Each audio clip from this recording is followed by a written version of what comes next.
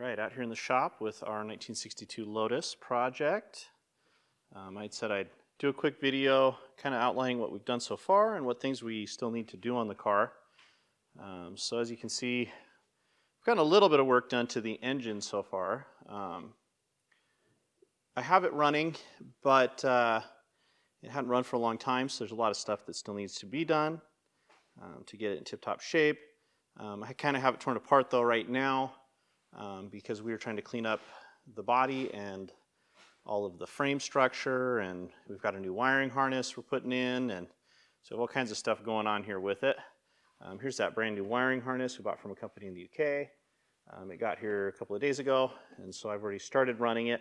But we're missing this panel, the dash panel, and our firewall panel, which goes in right here. It drops down in this little groove right here.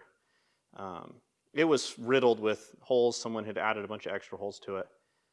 So I have a fabrication shop down the street from us here cutting us a new panel.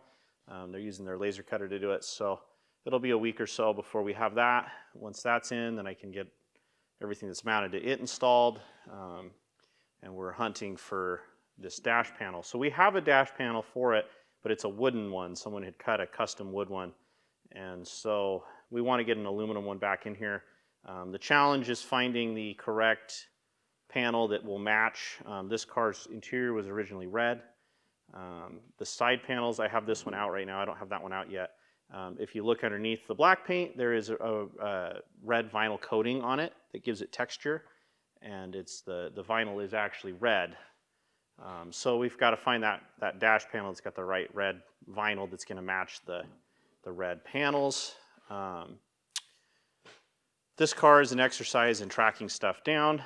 Everything is mechanically is just pulled from various parts bins, but you know, the frame and the interior and all of that kind of stuff is Lotus specific. So on the engine, I've rebuilt the carburetors. So now this car had some interesting modifications done to the carbs that were on it, but they were super worn out. And I have a 60 or 61, somewhere in there, Austin Healey Sprite, so a Bug Eye Sprite, and it came with a set of partially rebuilt carburetors. The previous owner had them media blasted and had started to rebuild them but didn't finish. So I went ahead and borrowed parts from our rebuild kit that we have for our Mini because it had the same carburetors as these on it. So I need to order us a new kit for our Mini, but I went ahead and used all the gaskets and stuff like that from that kit and shafts to clean these ones up. So it runs. I had to get a little creative, fabricate, well, I didn't so much fabricate, but as much as modified a heat shield that I had with my Sprite. My Sprite has a 1275 in it, and someone had gotten this nifty stainless steel two-piece heat shield. You can see it's open in the middle, which worked out great because the custom exhaust system on the 7 would not clear a normal Sprite heat shield. And we thought we probably really needed something in there to help keep the heat out of the carburetors and out of the fuel bowls.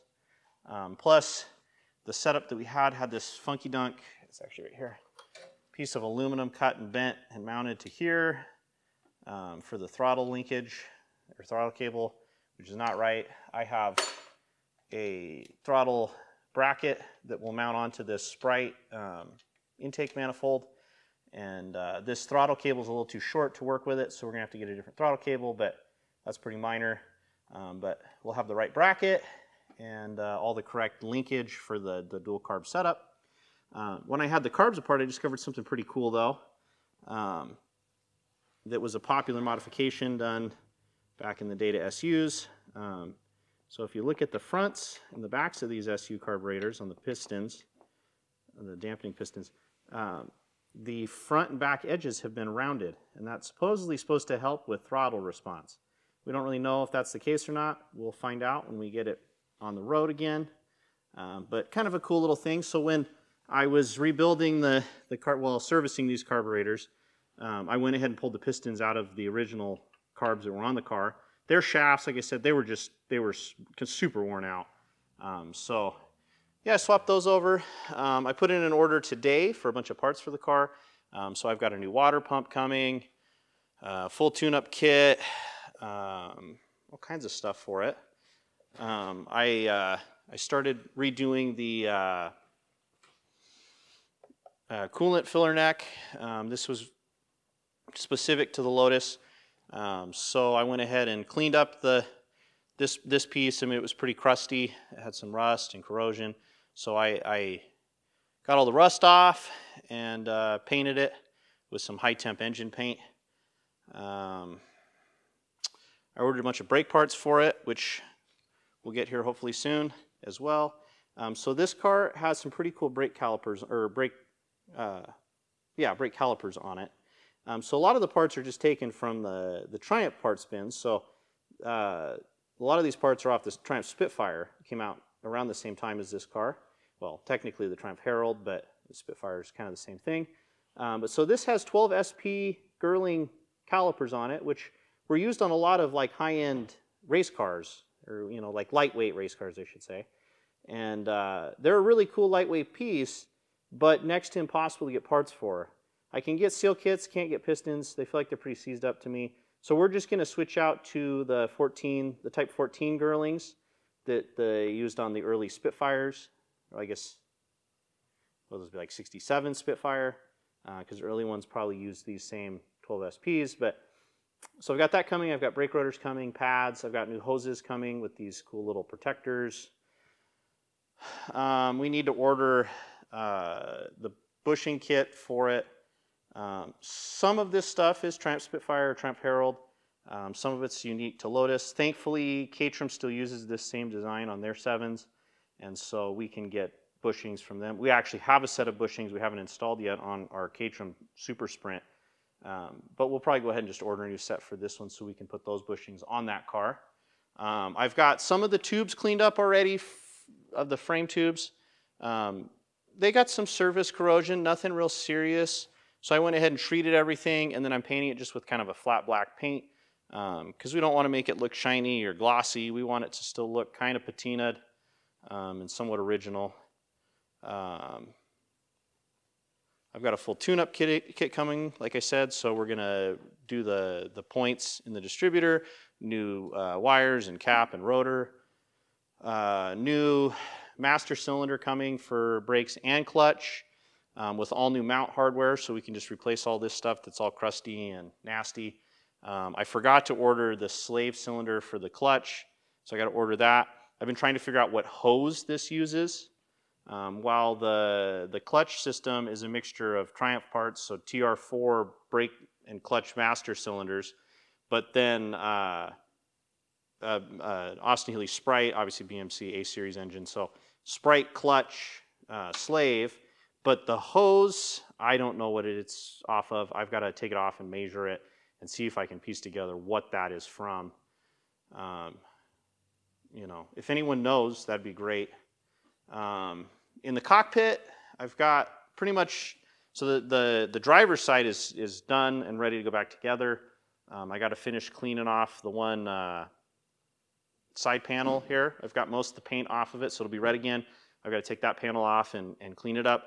And then I started re-riveting stuff that I've been taking off and cleaning up. So I cleaned up the battery pan, the battery tray, and the brackets, the stay-down brackets for it, and all the hardware for it. So I went ahead and riveted it back in. That was a big improvement, getting that all cleaned up. Thankfully, it wasn't rotted through. The bar that goes across that connects these two rods, unfortunately, it's past saving, but it's just a flat piece of angle iron. So I'll just cut a piece and drill the holes for it. This wiring harness is pretty trick.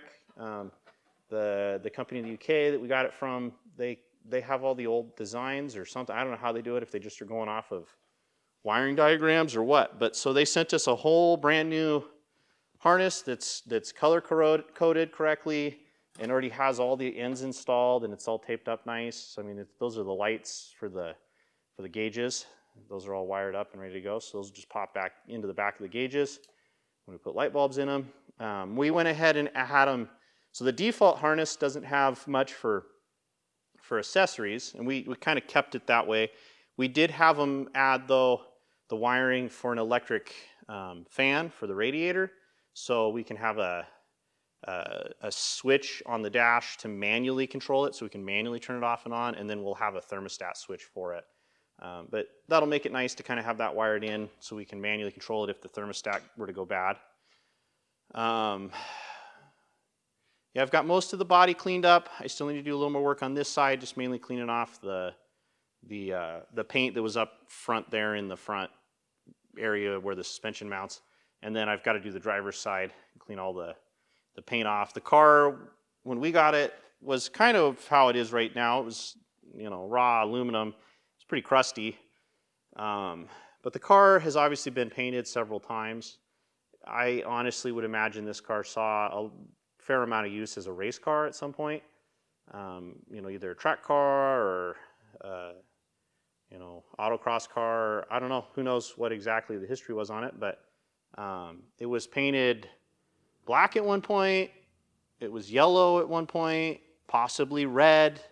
It may have been black with, like, I mean, the roll bar's red underneath the black paint, so maybe it was like they just accented stuff in red. I don't know if it was to go along with the red interior. I don't know. Who knows what the story was there. But the body was stripped down. We got it at least partially, and the layers of paint, it was yellow and then black. The rear fenders and the clamshells are currently black, but you can see there's yellow underneath them. Same with the nose cone. We've yet to decide what color we're going to go with for the fiberglass components. If we're going to put it back to yellow, if we're going to go black, if we're going to go green, we don't know. We haven't decided yet. But that's something we can worry about after we've got it up and running. So once the engine bay work is all done, then we're going to come back to this area here in the back, the trunk kind of area, I suppose. This is where the fuel tank mounts at down below here. I've got the tank out, and I've already cleaned it out. It was pretty rusty, though. We're going to take it into a shop here that cleans out fuel tanks and have them look at it, see if it's salvageable or if we're going to have to get a replacement. It's got an old school SU fuel pump that's a rebuildable fuel pump. I was working on taking that off. We got to get that out of there and clean it all up, and we're just going to rebuild it and reuse it. Those are pretty expensive to replace. Rear end looks good. It's had all the upgrades done to it, so someone at some point added the reinforcements to it, which is nice to have. I got to take the wheels off the back here soon and take the brakes apart so we can figure out what components we have on the drum brakes here in the back. You know, I'm guessing this is like an Austin Healey Sprite rear end. Could be a Ford rear end, but it doesn't really, I don't know. It's hard to tell. Once we get it taken apart, though, once we get the brakes off, we can figure out exactly whether it's the Ford rear end or the Sprite rear end or what rear they used. Lotus kind of used whatever parts they could get at the time. So, and based on what engine you went with, the year, that would determine kind of what parts you had for like the rear end and that kind of stuff. But we'll get that all figured out. Super excited to get this car going again, though. It's pretty sweet. We like Austin Healey Sprites and MG Midgets, and so like having a Lotus 7 that's powered by the same engine is kind of cool.